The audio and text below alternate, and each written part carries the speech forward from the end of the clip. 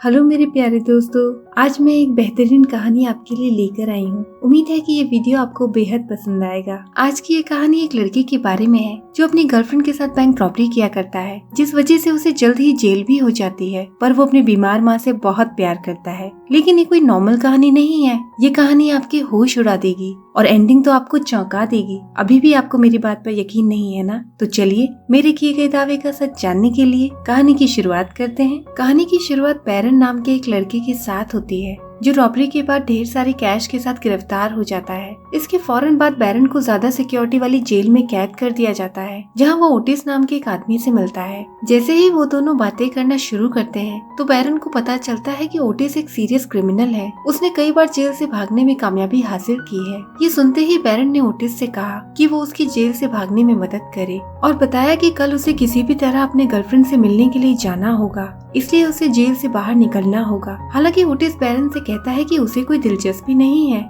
इसके बाद बैरन ने ओटिस के साथ एक सौदा किया और वादा किया कि अगर वो उसे कामयाबी से बाहर निकाल सका तो वो उसे $2.5 लाख देगा। ये सुनकर ओटिस बैरन की मदद करने के लिए राजी हो जाता है, लेकिन वो ये जानने में इंटरेस्टेड है कि बैरन के पास इतना पैसा कहाँ से आया। तब बैरन ओटिस को अपनी कहानी बताना शुरू करता है कि यहाँ आने से पहले वो अपने शहर के लोकल पोस्टल सर्विस में काम किया करता था। बैरन की माँ का नाम एडा है। वो अपनी सैलरी का पूरा खर्च अपनी बीमार माँ की दवाइयों को खरीदने के लिए किया करता था। हालांकि एक दिन बैरन की ऑफिस में कहासुनी हो गई तो उसके बॉस ने उसे नौकरी से निकाल दिया। उस दिन घर लौटने पर बैरन को अपने मेल बॉक्स में एक लेटर मिला जिसमें कहा गया था कि उसकी माँ की दवाइयों की कीमत बढ़ा दी गई है। इसके बाद बैरन अपनी माँ को एक मून पाई में दवाई मिलाकर देता है और उन्हें बताता है कि उनकी दवाइयों की कीमत बढ़ा दी गई है। हालांकि बैरन ने एडा को इसके बारे में चिंता न करने के लिए कहा और कहा कि वो कोई और रास्ता जरूर ढूंढ लेगा। कुछ दिनों बाद बैरन एक नई नौकरी की तलाश शुरू करता है, लेकिन उसे कहीं कोई नौकरी नहीं मिलती और उदास होकर घास पर लेट जाता है। तभी वहाँ गुलाबी बालों वाली अतरंगी कपड़ों से सजी एक लड़की कार चलाते हुए बैरन के पास जाती है और कहती है कि उसे लगा कि वो मर गया है।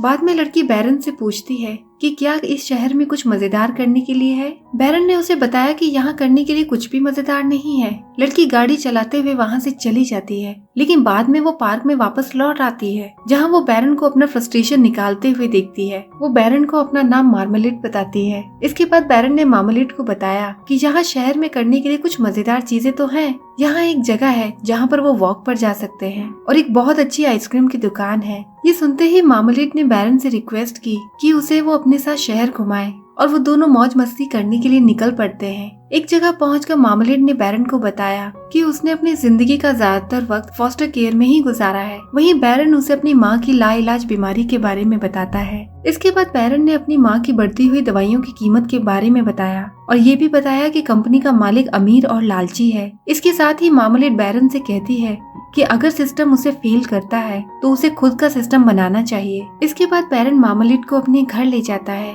और उसे अपनी माँ से मिलवाता है। उस दिन से मार्मलेट ने बैरन के घर में रहना शुरू कर दिया, पर अब खर्चे की चिंता होने लगी है क्योंकि अर्निंग यहाँ किसी की नहीं है। बैरन और मार्मलेट ने एडा की दवाइयों का खर्च उठाने का तरीका निकालना शुरू किया। बैरन का आइडिया है कि वो घर के खाली कमरों को किराए पर चढ़ा सकता है, लेकिन मार्मलेट ने उसे समझाया कि वो इसके बजाय एक बैंक लूट सकते हैं, जिसे सुनकर बैरन को झटका लगता है कि अचानक से चोरी का आइडिया कैसे आ गया। हालांकि उनके पास कोई और ऑप्शन नहीं है और दवाइयों की भी जरूरत है, तो बैरन जल्द ही रॉबरी के लिए मान जाता है और वो दोनों अलग अलग शहरों में बैंक्स की तलाश करना शुरू कर देते हैं। दोनों मिलकर एक बैंक में चोरी करने का डिसाइड करते हैं और बैंक को ध्यान में रखते हुए उसका एक नक्शा बनाने की कोशिश करते हैं। वो दोनों जल्द ही अपनी रॉबरी को अंजाम दे पाए, इसके लिए वो तैयारी शुरू कर देते हैं। इस बीच मार्मलेट बैरन को गन चलाने की ट्रेनिंग भी देती है। आगे दिखाया जाता है कि दोनों ने अपने पैर में मैचिंग टैटू बनवाने का डिसाइड किया। मार्मलेट ने बैरन के नाम के साथ एक दिल का टैटू बनवाया है, पर यह टैटू बनाने वाले से एक गलती हो गई। वो स्पेलिंग गलत कर देता है।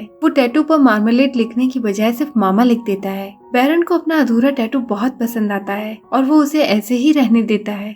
एक दिन बैरन ने देखा कि उसकी माँ की कुछ दवाइयाँ गायब हैं और अगले दिन वो मार्मलेट से इसके बारे में पूछता है। हालांकि वो उसकी बातों को अनदेखा करती है। इसके बाद दोनों रॉबरी के लिए खरीदारी करने जाते हैं और बाद में वो एक खाली पड़े लकड़ी के घर में घुस जाते हैं जो उनके चोरी के बाद छुपने की जगह के रूप में काम करेगी। बैरन मार्मलेट की जिंदगी के बारे में और जानना चाहता है। अगले दिन बैरन ने जोर देकर कहा कि मार्मलेट उसे बताए कि उसकी माँ के साथ आखिर क्या हुआ है और वो फॉस्टर केयर में कैसे पहुँच गई। ये सवाल सुनकर वो परेशान होने लगी। बाद में उसने बताया कि वो अपनी बायोलॉजिकल माँ से बात नहीं करती है क्योंकि उन्होंने कभी उसके फॉस्टर फादर से उसे नहीं बचाया था। फॉस्टर केयर में उसे पिंजरे में बंद करके रखा जाता था, उसके साथ बुरा बर्ताव किया गया, उसे छड़ी से मारा भी गया। ये सब सुनकर बैरन ने मार्मलेट को तसल्ली दी और उसकी हमेशा सेफ्टी करने का वादा किया। अब दोनों को रॉबरी के लिए एक फेस मास्क की जरूरत है जिसे खरीदने के लिए वो एक दुकान में चली गई। दुकान में मार्मलेट की नजर एक मुखौटे पर पड़ी जो बहुत महंगा है, पर बैरन ने फौरन उसे याद दिलाया कि वो इतना महंगा सामान नहीं खरीद सकते।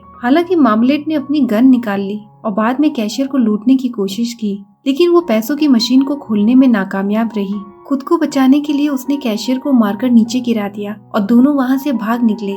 बाद में बैरन को रॉबरी के आइडिया के बारे में बुरा लगता है और वो कहता है कि उसके पास कुछ ऐसी चीजें हैं जिन्हें वो बेचकर पैसा कमा सकता है। हालांकि मार्मलेट ने उसे समझाने की कोशिश की कि उन्हें अपने ख्वाबों की जिंदगी जीने के लिए सिर्फ एक बड़ी रॉबरी करने की जरूरत है। इसके बाद रात में दोनों एडा को खांसते हुए सुनते हैं। यहाँ मार्मलेट जोर देकर कहती है कि वो जाकर उसकी माँ को चेक करेगी। कुछ देर बाद मार्मलेट चिल्लाते हुए बाहर निकलती है। तभी बैरन दौड़ता हुआ उस तक पहुँचता है और अपनी माँ को मरा हुआ पाता है। मार्मलेट ने कहा कि उसे नहीं पता कि क्या हुआ है और उसने दावा किया कि वो थोड़ी देर के लिए कमरे से बाहर चली गई थी और जब वो वापस आई तो उसने एडा को मरा हुआ पाया।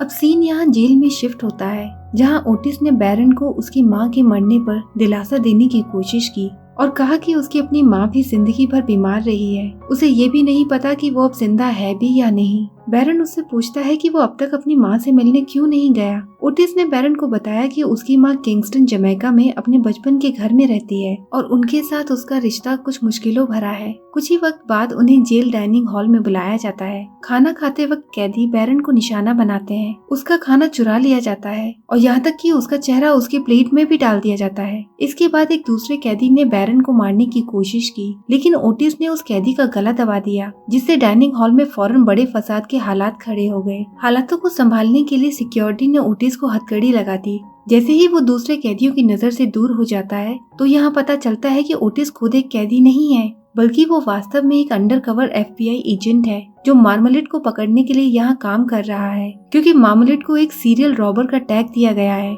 ओटिस को इस उम्मीद के साथ बैरन के सेल में रखा गया था कि वो मार्मलेट के ठिकाने के बारे में बैरन से जानकारी निकाल लेगा। वो लोग यहाँ बैरन को जेल से भगाने की प्लानिंग पर सहमत होते हैं। उसी वक्त एक वार्डन ने उन्हें इन्फॉर्म किया कि बैरन एक कॉल पर है और उन्होंने ये सोचकर उसकी कॉल को ट्रैक करने का डिसाइड किया कि शायद ये कॉल उन्हें मार्मलेट तक ले जा सकती है। बाद में ओटिस अपने सेल में लौटकर आता है और बैरन से अपनी कहानी जारी रखने के लिए कहता है कि अपनी माँ की मौत के बाद उसने अपनी नौकरी वापस पाने के लिए पोस्टल ऑफिस में जाने का फैसला किया, लेकिन मार्मलेट इस बात से सहमत नहीं है। तभी अचानक उसने खुलासा किया कि वो बैरन के बच्चे की माँ बनने वाली है। उसने ये भी कहा कि वो अपने होने वाले बच्चे के लिए एक बेहतर जिंदगी चाहती है, जिसके लिए उन्हें फौरन रॉबरी को अंजाम देना होगा। फिर दोनों मिलकर एक कामयाब रॉबरी के लिए ईश्वर से प्रार्थना करते हैं। इसके बाद बैरन मार्मलेट से कहता है कि वो उसके साथ बैंक के अंदर नहीं जाएगा, पर वो उसका साथ देने के लिए एक ड्राइवर बनकर उसकी मदद करेगा। मार्मलेट फौरन रॉबरी के लिए तैयार हो जाती है। वो अपनी गुलाबी सिग्नेचर ड्रेस और अपना फेस मास्क पहनती है।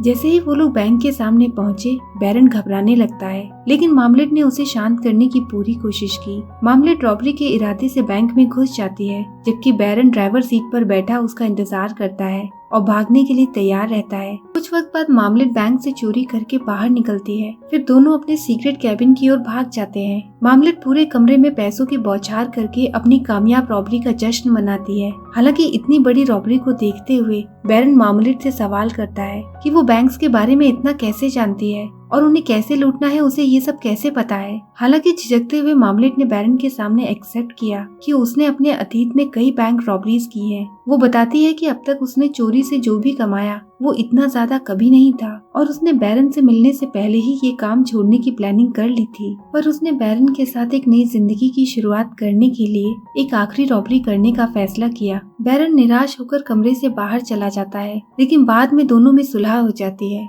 मार्मलेड ने उसे याद दिलाया कि अब वो 2 नहीं बल्कि 3 होने वाले हैं, तो अब वो आगे की जिंदगी के बारे में भी सोचे। थोड़ी देर बाद मार्मलेड ने बैरन को कार से मास्क निकालने के लिए कहा ताकि वो उन्हें जला सके। मास्क उठाते वक्त बैरन को कार से अपनी माँ की दवाइयाँ मिलती हैं। गुस्सा होकर बैरन ने बंदूक के साथ मार्मलेड का सामना किया और उससे पूछा कि उसने दवाइयाँ क्यों छुपाई थी। मार्मलेड ने उससे रिक्वेस्ट की और जोर देकर कहा कि उसने गोलियां इमरजेंसी के लिए रखी थी, जिन्हें वो बाद में कार में रखकर भूल गई। उसी वक्त पुलिस कैबिन के बाहर पहुंच जाती है और उन्हें धमकी दी जाती है कि अगर उन्होंने सरेंडर नहीं किया तो वो अंदर घुस आएंगे। बैरन ने सरेंडर करने और माफी मांगने का आइडिया दिया, लेकिन मार्मलेड ने जोर देकर कहा कि वो प्रेग्नेंट है, तो अच्छा होगा कि अब दोनों आपस में पैसों को बांट लें और परसों दोपहर 3:30 बजे वो लोग अपनी फेवरेट जगह पर फिर से मिलेंगे। बैरन उसकी बात पर सहमत हो जाता है और मार्मलेड आधे पैसे लेकर वहाँ से चली जाती है, जबकि वहीं बैरन पुलिस के सामने सरेंडर कर देता है। अब जेल में वापस दिखाया जाता है कि ओटिस ने बैरन को भरोसा दिया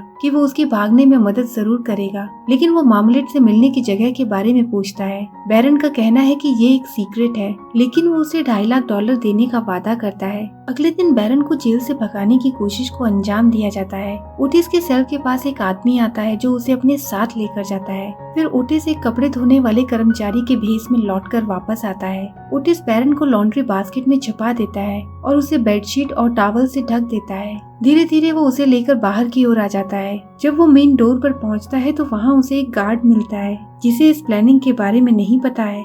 ओटिस बैरन को भगाने के लिए कार कीज देता है और लॉन्ड्री बास्केट को बाहर की तरफ धकेल देता है। प्रिजन गार्ड ओटिस को किसी तरह से अरेस्ट कर लेता है। तभी वहाँ FBI आकर उसे छुड़ाती है। जब तक ये सब संभलता है तब तक बैरन जेल से भाग जाता है और FBI एजेंट्स उसका पीछा करते हैं। वो उसका पीछा करते हुए एक फूल वाले के पास पहुंचते हैं, जहां बैरन फूल खरीदता है और उन्हें अपनी माँ की कब्र पर रख देता है। बाद में बैरन एक आइसक्रीम की दुकान पर जाता है। शायद यही वो सीक्रेट प्लेस है जहाँ वो मिलने वाले थे, क्योंकि इसी जगह का जिक्र उसने अपनी कहानी में भी किया था। थोड़ी देर बाद बैरन अपनी कार से किसी और जगह की ओर चल देता है। FBI को लगता है कि मार्मलेड हो ना हो अब वो बैरन के साथ इसी गाड़ी में ही है। काफी दूर तक जाने के बाद गाड़ी अचानक रुक जाती है। एजेंट उसे पकड़ने के लिए आगे बढ़ते हैं, लेकिन यहाँ पता चलता है कि ड्राइवर आइसक्रीम की दुकान का एक कर्मचारी है जिसे बैरन ने कार चलाने के लिए दी थी और उसे कहा था कि अगर वो इस कार से शहर का पूरा चक्कर लगा सकता है तो वो इस कार को रख भी सकता है। ओटिस को एहसास होता है कि उसके साथ एक खेल खेला जा रहा है।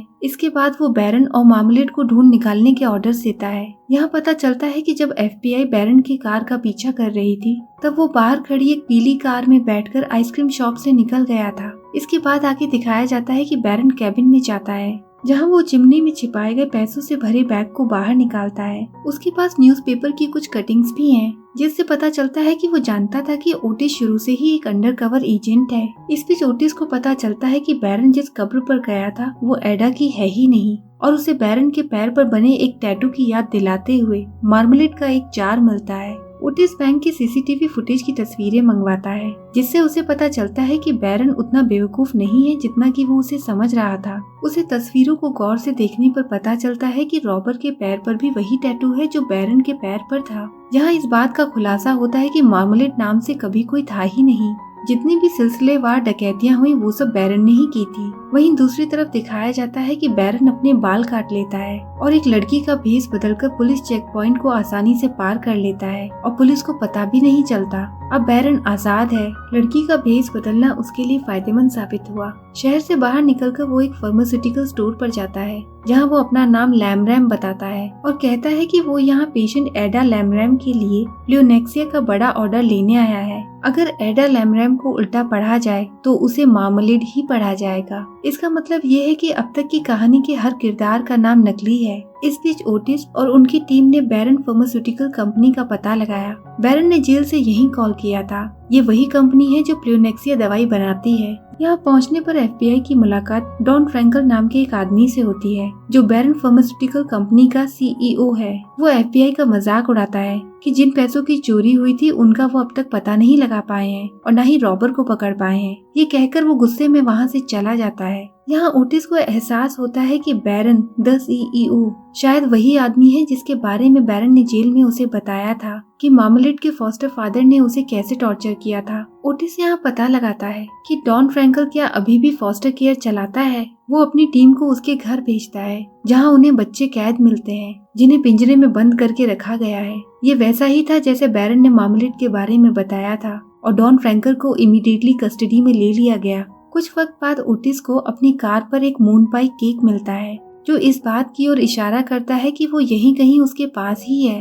ओटिस फार्मास्यूटिकल कंपनी के ऑपोजिट एक फार्मेसी पर जाता है जहां बैरन गया था। यहाँ पूछने पर फार्मासिस्ट ने बताया कि बैरन यहाँ से प्लेनेक्सिया दवाई का बहुत बड़ा स्टॉक लेकर गया है और पास ही के ट्रैवल ऑफिस में टिकट खरीदते हुए देखा गया है। ओटिस ट्रैवल एजेंट के ऑफिस में जाता है जहाँ उसे एक लिफाफा मिलता है जो बैरन ने वहाँ उसी के लिए छोड़ा था। बैरन ने उसे जिंदगी में आगे बढ़ने के बारे में लिखा है और अपनी माँ का ख्याल रखने की सलाह दी है। साथ ही में बैरन ने जमैका में अपनी माँ से मिलने के लिए ओटिस के लिए फर्स्ट क्लास का टिकट भी दिया है। अगले दिन बैरन एक नर्सिंग होम पहुँचता है। जिस तरह से नर्स उससे बात करती है उससे पता चलता है कि वो यहाँ सीक्रेटली काम करता है। बैरन जिस भी कमरे के सामने से गुजरता है वो हर कमरे के पेशेंट को फ्री में दवाइयाँ देता हुआ जाता है। उसे अपनी माँ के साथ साथ औरों का भी ख्याल है। वो आखिर में अपनी माँ एडा के कमरे तक पहुँच जाता है। वो अपनी माँ के अलावा और पेशेंट्स के साथ भी वक्त बिताता है।